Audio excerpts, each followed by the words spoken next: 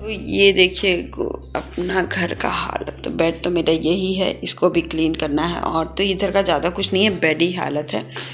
बाहर में इतने कपड़े रखे हुए हैं तो वही वॉशिंग मशीन से भी चलाऊँगी दोपहर में एटलीस्ट। सब कुछ तो सही रहता है, लेकिन मुझे अभी अंधेरा अंधेरा कमरा पूरा लग रहा है। लाइट्स ऑन करूँ तब फिर मैं दिखाती हूँ। किचन की जो हालत है सो हालत है ही है, एकदम बिखरा पड़ा है घर एकदम ही। और यहाँ मैं उन लोग के लिए बनाने वाली हूँ चना मसाला सूखा सूखा टाइप का। तो वो भी बना के पहले इसको फिट करूँगी, फिर उसके बाद ही कुछ करूँगी। पहले इनका कुकर वाला काम निपटा डालती हूँ, तो देखती हूँ निपटाती हूँ तो फिर देखती हूँ। तो चलिए घर को पहले क्लीन करती हूँ। फिर अभी चले गए हैं तनुष के पापा भी, और ये दोनों लोग ही निकल गए हैं अभी, और मैं निकल चुके हैं। तो फिर अभी बस मैं अभी बैठी थी, थोड़ा सा वीडियो वगैरह एडिटिंग कर रही थी, करके फिर मस्त अब जा रही हूँ घर की क्लीनिंग करने के लिए और क्लीन कर लेती हूँ फिर। तो हेलो गाइस, मैंने हाथ धोकर एकदम रेडी हो गई हूँ और अब मैं जा रही हूँ थोड़ा पूजा करने। पूजा करने से पहले थोड़ा मंदिर को झाड़ पोंछ के एकदम साफ़ करूँगी, मस्त सा सुंदर सा बनाऊँगी एकदम मंदिर। उसके बाद पूजा करूँगी। पूजा करने के बाद जितने कपड़े निकलेंगे पूजा के वो बर्तन मैं धुल के हटा दूँगी। उसके बाद में सबसे पहले टाइम मिलेगा तो तुरंत सबसे पहले तो पूजा का चीज़ बनाना होता है, वो मैं बनाऊँगी।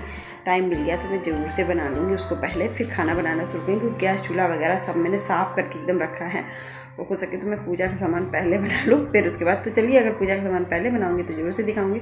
अब पूजा वगैरह करके कपड़े वगैरह धुल करके फिर मैं आपसे मिलती हूँ।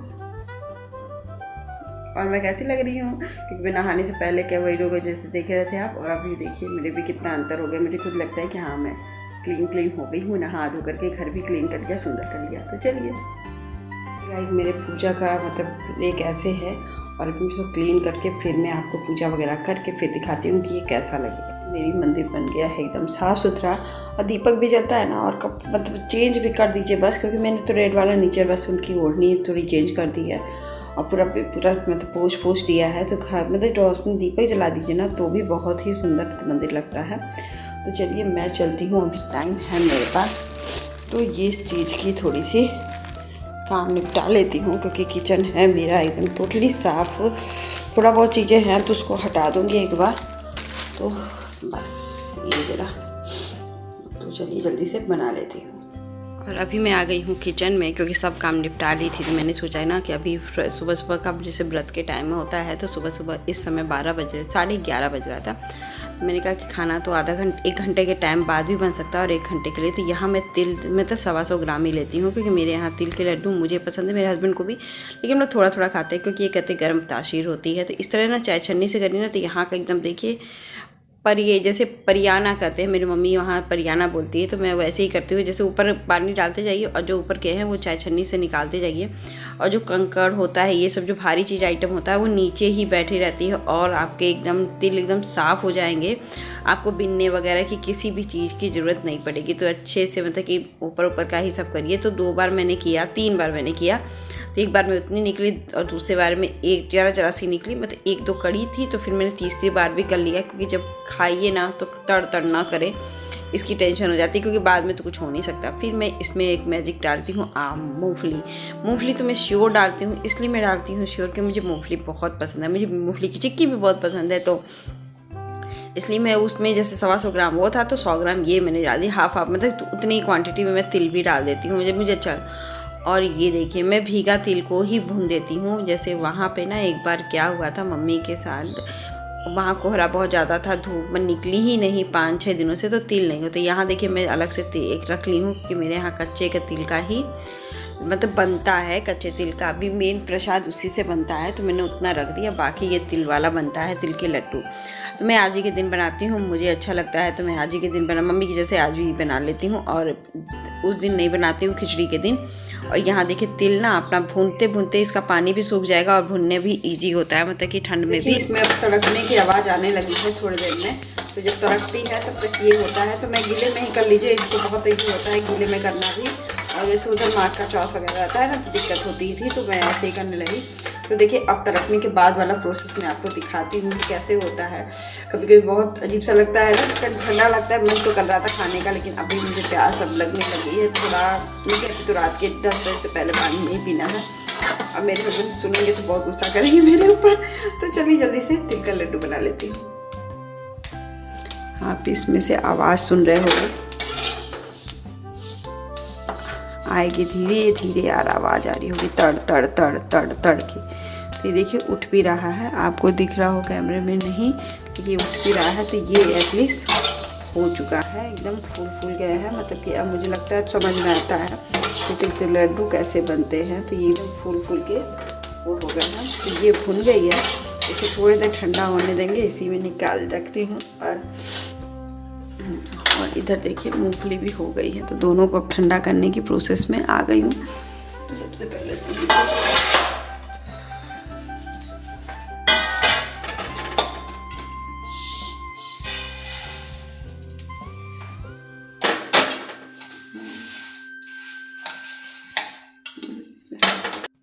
तो अभी देखिए अभी मैं मूंगफली भी भून दूँ, मतलब साफ़ करना है मुझे। और ऐसे तिल आप बनाएंगे ना तो कभी भी किसी भी मौसम में आप तिल बना सकते हो।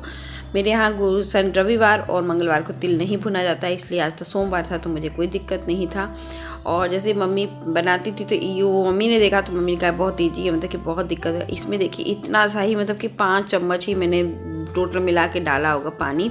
इसमें पानी जितना कम आप डालेंगे, देसी घी का ही बना सकते हैं, लेकिन मेरे पास देसी घी साफ़ नहीं था तो मैंने कहा कि पानी ही डाल देते हैं, थोड़ा सा पानी का ही बनता है, मम्मी तो वैसे ही बना।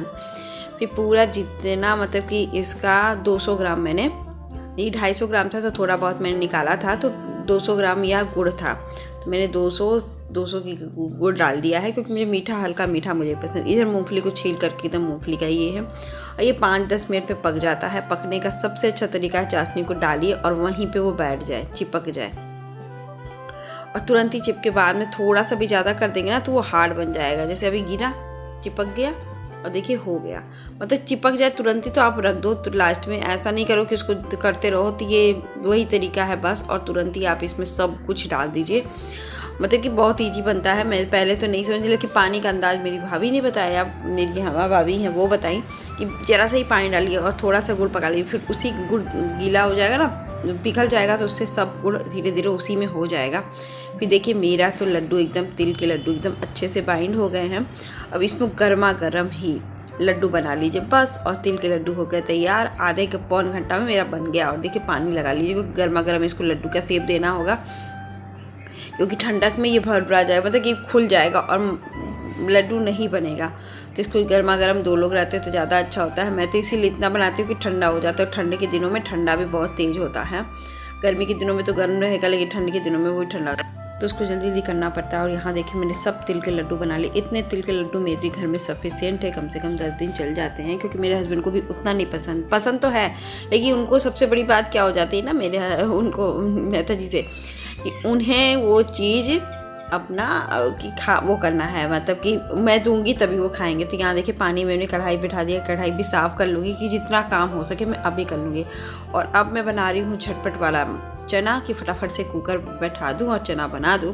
तो देखिए लहसुन और प्याज मैंने काट दिया, लहसुन प्याज और मिर्ची काट करके मैं एक साथ तेल में डाल दूँगी। प्याज थोड़ा सा ज़्यादा ले लूँगी, और चना मैंने रात को ही भिगा दिया था, क्योंकि इनको खाना था चना, लटपट वाला चना। तो फटाफट से इसको चना भी डाल दिया इसी में, और 5 मिनट इसको भूनूंगी। सब सामान डाल दूँगी इसमें इकट्ठे, बस ज़्यादा भूनने की प्रोसेस में ही नहीं लगूंगी, एकदम ही नहीं लगूंगी। और लेकिन जैसे 5 मिनट में ये चना बन के तैयार हो जाती, बस प्रेशर कुक करते रहिए, कुकर सीटी बजाते रहे। तो यहाँ नमक डाल दिया मैंने, हल्दी डाल दिया।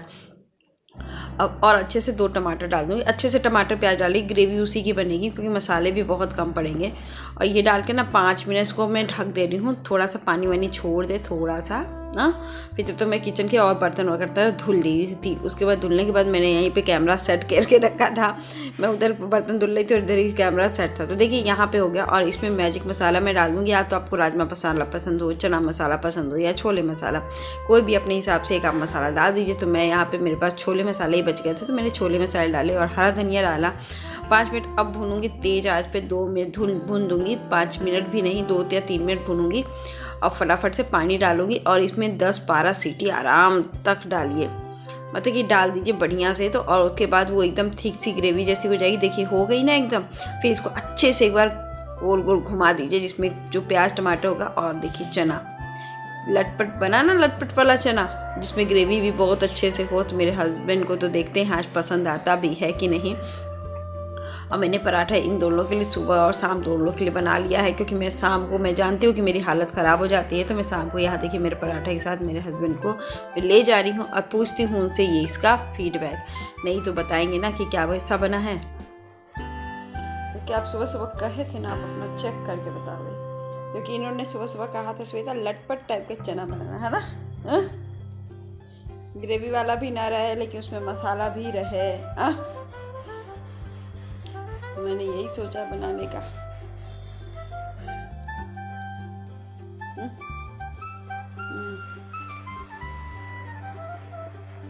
तो कभी मैं ऐसा नहीं सोचती हूँ ना कि व्रत वाले दिन या कैसे कुछ भी बना दूँ, सोचती हूँ कि जो बना हुआ अच्छा ही लगे खाने में।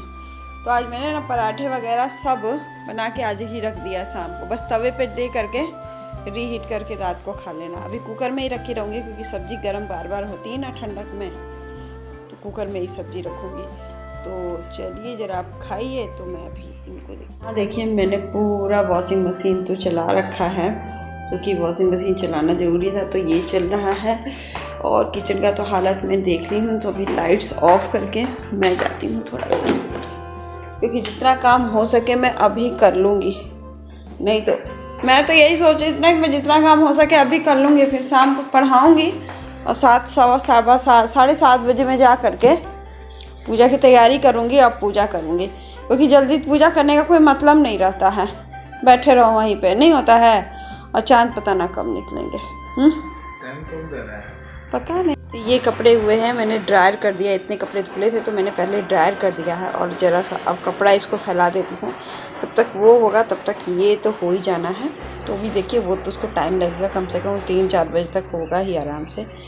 तो चलते हैं, पहले इस कपड़े को डालते हैं। तो ये मैं कपड़ा पहनूँगी और इसकी कढ़ाई आप देख रहे हो बहुत ही फाइन है। ये कुर्ती मुझे मिली बहुत ही अच्छी, इसकी कपड़े की एकदम कॉटन की कपड़ा है एकदम। तो अब देखिए पूरा कपड़ा पहनने के बाद फिर मैं आपको इसका पूरा लुक दिखाऊंगी पहनने और मेकअप करने के बाद। तो चलिए मेरे हस्बैंड जा चुके हैं और बाबू को लेने, और मैं थोड़ा सा इसको रख देती हूँ यहाँ पर, क्योंकि बच्चों के साथ ना फेस्टिवल में तो लगे ही रहता है। तो चलिए फटाफट से ये रख देती हूँ यहाँ पर, और बस अब बेटे का इंतज़ार करूँगी, बाहर थोड़ा सा बैठूँगी 2 मिनट। उसके बाद से मैं सो गई थी, शाम के 3:30 बजे मैं लेट गई थी और मेरे सिर में बहुत हेडेक हो गया था। तो मैं फटाफट से पूजा कर रही थी यहाँ पे सब, मतलब 8 बजे उठी, 7:45 बजे फिर मैंने पूजा की तैयारी की। पूजा की तो 90% तैयारी हो चुकी थी। फिर यही गए पान का पन्ना, पान पत्ता लाएँ और ये सब लाएँ। और यहाँ मेरा बेटा बैठा हुआ था, इनके लिए व्रत है मेरी चूहा के लिए, और मेरे हस्बैंड रिकॉर्डिंग कर रहे थे, क्योंकि मेरा एकदम नहीं मन कर रहा था। तो मैंने कहा कि आप थोड़ा सा इस पर ब्लॉग में रिकॉर्ड कर देते। तो मेरे हस्बैंड बहुत मेहनत करते हैं इस बीच शाम के टाइम में, वो मुझे जितना हो सकते हैं अपने आप मेरे को ईजी रखते हैं इस समय, क्योंकि मैं सुबह से तो लगी रहती है लेकिन शाम को मेरे से नहीं होता। और हस्बैंड वाइफ अगर साथ रहे ना तो वो हस्बैंड नहीं समझ सकते हैं कि प्रॉब्लम नहीं, तो बड़े बुजुर्ग तो यही करेंगे हम तो रहते हैं, हम तो ऐसे ही करते थे, हम तो वैसे ही करते थे। लेकिन हाँ जब हस्बैंड रहते हैं तो वो समझते हैं कि नहीं, पहले का जैसे शरीर किसी का अब नहीं रह गया है। पहले अच्छी चीज़ें खाने को मिलती थी तो शरीर भी अच्छा हेल्दी रहता था, अभी नहीं। तो यहाँ मैं अपने बेटे के साथ बैठ के फ़ोटो सेशन करा रही हूँ पूजा में, और वेट कर रही हूँ चाँद जी का। बस गाइस मैं अभी अर्घ दे दी हूँ, और ये मेरा सूट था, ये आपको सूट पूरा अच्छे से दिख जाएगा।